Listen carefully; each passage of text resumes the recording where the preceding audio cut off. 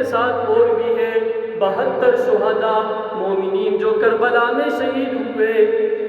فرمایا الحسن والحسین، امام حسن اور امام حسین رضی اللہ تعالی عنہما سیدہ شباب اہل الجنہ، یہ مومنین کے سردار ہوں گے۔ کون سے مومنین کے سردار ہوں گے؟ فرمایا یہ جنت میں جوانوں کے سردار ہوں گے۔ اور پھر نبی علیہ السلام نے دعا مانگی ہر اس شخص کے لیے بھی اور ان حسن و حسین رضی اللہ تعالی عنہما کے لیے۔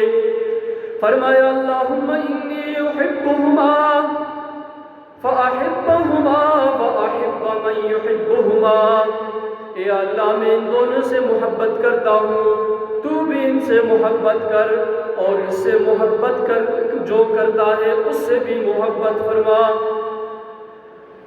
ابن عمر رضی اللہ تعالیٰ عنہ جو حضرت عمر ابن خطاب رضی اللہ تعالیٰ عنہ کے بیٹے ہیں، سب سے بڑے عاشق رسول، فرماتے ہیں میں نے نبی علیہ السلام سے سنا حسن اور حسین یہ دونوں میرے دنیا کے پھول ہیں، ان الحسن والحسین ہما ریحانتیا من الدنیا۔